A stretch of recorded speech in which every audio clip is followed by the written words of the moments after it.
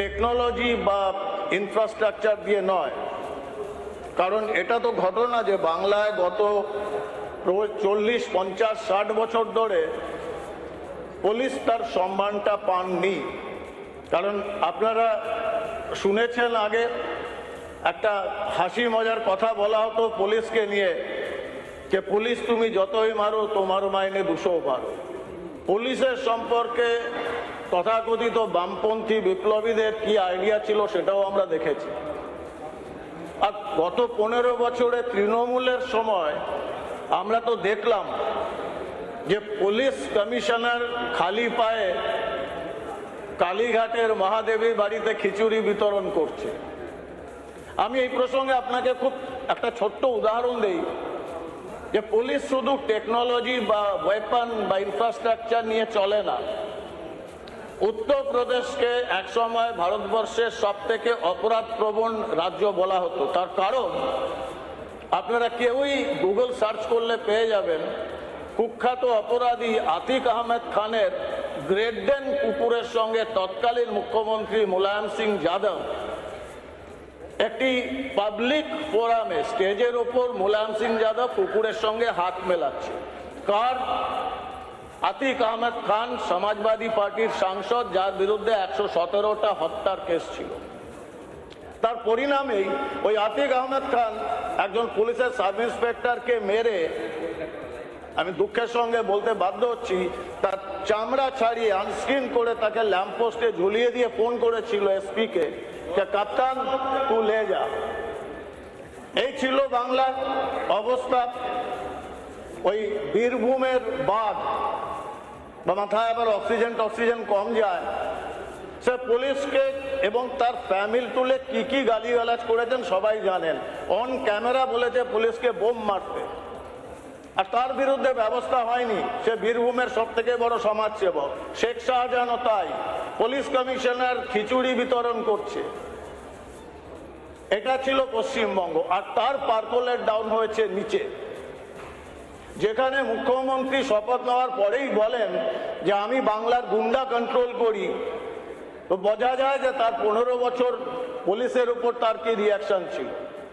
আর উত্তরপ্রদেশে কিন্তু আমাদের যোগী আদিত্যনাথজি বলেছিলেন বিধানসভায় দাঁড়িয়ে, মিট্টি মে মিলা দুঙ্গা। আর আতিক আহমেদকে মাটিতেই মিশিয়ে দিয়েছে ওই উত্তরপ্রদেশ পুলিশ। এই বাংলাতে আমি কৃতজ্ঞ, একজন বিধায়ক হিসাবে নয়, বিজেপি কর্মী হিসাবেও নয়, আমি একজন এক্স সার্ভিসম্যান, ফোর্সের লোক হিসাবে আমি আমার বাংলার মুখ্যমন্ত্রীর কাছে আমি কৃতজ্ঞ যে উনি বেল্ট ফোর্স, ইউনিফর্ম ফোর্সকে তার সম্মান ফিরিয়ে দিয়েছেন। এটা আমি সারা জীবন মনে রাখব। আর আজকের বাংলা দেখছেন, এই বাংলাতে এই বিধানসভায় দাঁড়িয়ে বাংলার মাননীয় মুখ্যমন্ত্রী বলছেন জিরো টলারেন্স, আর তার রেজাল্ট আমরা দেখছি। আমাদের একটা দুষ্প্রাপ্য প্রায় বিলুপ্ত প্রজাতি বামপন্থী বলে কিছু সংগঠন লোকজন আছে, যখন খিদিরপুরে সাব ইন্সপেক্টর তাপস চ্যাটার্জিকে গুলি করে মারেন একটি পার্টিকুলার সম্প্রদায়ের এক নেতা, তখন এই বামপন্থীরা কিন্তু রাস্তায় মিছিল করে না। আর যখন প্রভাস মণ্ডল, একজন রেপিস্ট, খুনি, সে যখন পুলিশকে গুলি করে, তার কাউন্টার অ্যাটাক হলে ওনাদের অনেক সমস্যা হয়ে যায়। তার কারণ সবাই বোঝেন। আমি এটাই বলতে চাইছি মাননীয় অধ্যক্ষ মহাশয়, শুধু পশ্চিমবঙ্গ নয়, ভারতবর্ষের বিশেষ করে পূর্ব প্রান্তের কিন্তু ভবিষ্যতে একটা সংকট ঘনীভূত হচ্ছে, মাল্টিপল সাইড। উত্তরে আপনি দেখছেন চীনের এরকম ভাবে নজর পড়েছে চিকেন স্নেকের ওপরে। আপনারা জানেন ভারত বাংলাদেশ সীমান্তর পুরো এলাকাতে বাংলাদেশের সদ্য সমাপ্ত নির্বাচনে জামাতের লোকরাই ওখানে সংসদ হয়েছে। জামাত কিন্তু কনসেন্ট্রেট করছে, আইএসআই কনসেন্ট্রেট করছে ওই এলাকাতে। এবং সীমান্তের এপারে যে পাকিস্তানের বা আমেরিকার ডিপ স্টেটরা রয়েছে, কিছু রয়েছেন যাদের একসময় বুদ্ধিজীবী বা সুশীল সমাজ বলা যেত, তারা এখন এদিক ওদিক লাফালাফি করছেন। কিন্তু যেরকম ভাবে রাজনীতিকরণ হয়েছে জিহাদের, এবং যেরকম ভাবে এই বাংলায় গ্রন্থাগার মন্ত্রী সংবিধানের শপথ নেওয়া বলেছিলেন ওয়াকবিন আন্দোলনের সময়, যে কলকাতায় 50 জায়গায় 2000 করে ছেলে বসিয়ে ঘিরে দেব, আমি কিন্তু বলি উনি আন্ডারস্টেটমেন্ট করেছেন, 1 লাখের বেশি ওনার ক্ষমতা রয়েছে। কিন্তু এটার সঙ্গে মোকাবেলা করতে গেলে আমাদের পুলিশ বাহিনীকে আপাদমস্তক আমাদের ওভারঅলিং করতে হবে।